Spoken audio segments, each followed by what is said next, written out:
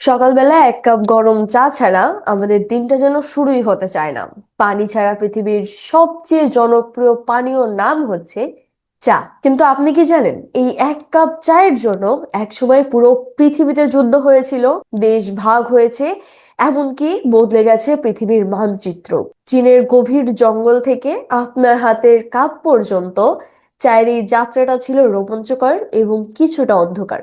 তো চলুন জেনে নেই চায়ের এই অবিশ্বাস্য ইতিহাস। চীনা সম্রাট সেং নুন ছিলেন একজন ভেষজবিদ। একদিন তিনি বাগানে বসে পানি ফুটাচ্ছিলেন। হঠাৎ বাতাস বয়ে গেল এবং গাছ থেকে কিছু বুনো পাতা উড়ে এসে তার ফুটন্ত পানির পাত্রে পড়ল। সম্রাট দেখলেন পানির হঠাৎ রং বদলে গেল এবং এক চমৎকার সুবাস বের হচ্ছে। কৌতূহলবশত তিনি সেই পানি পান করলেন এবং এক অদ্ভুত সতেজতা অনুভব করলেন। ব্যাস, এভাবেই চায়ের জন্ম। তবে শুরুতে চা পানীয় হিসেবে নয়, বরং ওষুধ হিসেবে বিক্রি হতো এবং ধীরে ধীরে তা চীন থেকে জাপানেও ছড়িয়ে পড়তে শুরু করলো।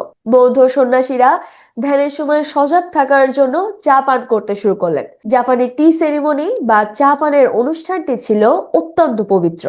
এরপর সিল্ক রোড দিয়ে চা পৌঁছায় পর্তুগাল আর হল্যান্ডের বণিকদের হাতে। 1660 সালের দিকে পর্তুগিজ রাজকুমারী ক্যাথরিন যখন ইংল্যান্ডের রাজা দ্বিতীয় চার্লসকে বিয়ে করে ব্রিটেনে যান, তখন তিনি সাথে করে নিয়ে যান এক বাক্স চা। আর সেখান থেকেই ব্রিটিশদের মধ্যেও চা পানের যাত্রা শুরু হলো। ব্রিটিশদের চায়ের এই নেশা এতটাই বেড়ে যায় যে তারা চীন থেকে বিপুল পরিমাণ চা আমদানি করতে শুরু করেন। বিনিময়ে চীন শুধু রূপা বা সিলভার নিত। এতে ব্রিটিশদের রাজকোষ খালি হতে শুরু করলো।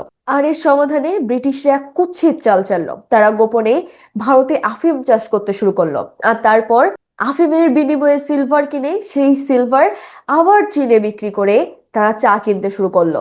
আর অল্প সময়ের মধ্যেই চীনের প্রায় অধিকাংশ মানুষই আফিমে আসক্ত হয়ে পড়লো। অন্যদিকে ভারতের চাষের জমিও নষ্ট হতে শুরু করলো। চীন সরকার যখন এটি বন্ধ করতে চাইলো, তখনই শুরু হলো সেই ঐতিহাসিক যুদ্ধ, ওপিয়াম ওয়ার বা আফিম যুদ্ধ। আর এই যুদ্ধের ফলে চীন বাধ্য হয়েছিল হংকংকে ব্রিটিশদের হাতে তুলে দিতে। আর এই সবটাই হয়েছিল শুধুমাত্র এক কাপ চায়ের জন্য। তবে চায়ের প্রভাব শুধু এশিয়াতে সীমাবদ্ধ ছিল না, এটি আমেরিকাতেও ছড়িয়ে পড়েছিল। 1773 সালে ব্রিটিশ সরকার আমেরিকান কলোনিগুলোতে চায়ের উপর চড়া ট্যাক্স বসায়। এর প্রতিবাদে বোস্টন বন্দরে এক রাতে এক দল লোক জাহাজে উঠে কয়েকশো চায়ের বক্স সাগরে ফেলে দেয়। ইতিহাসে একে বলা হয় বোস্টন টি পার্টি। আর এই ঘটনায় শেষ পর্যন্ত আমেরিকার স্বাধীনতার যুদ্ধের সূত্রপাত ঘটায়। তাহলে ভাবুন তো, চা না থাকলে আজকের এই শক্তিশালী আমেরিকা ঠিক কেমন হতো।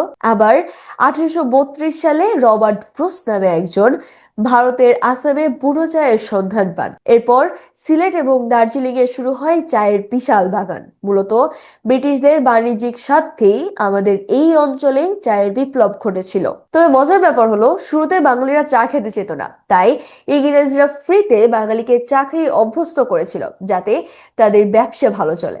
আর আজকের দিনে চা শুধুমাত্র একটি পানীয় নয়, বরং এটি একটি সংস্কৃতি। পাহাড়ি ঢালে রোদে পোড়া চা শ্রমিকদের হাড় ভাঙা খাটুনি থেকে শুরু করে ড্রয়িং রুমের আড্ডা, সবখানেই চা আছে।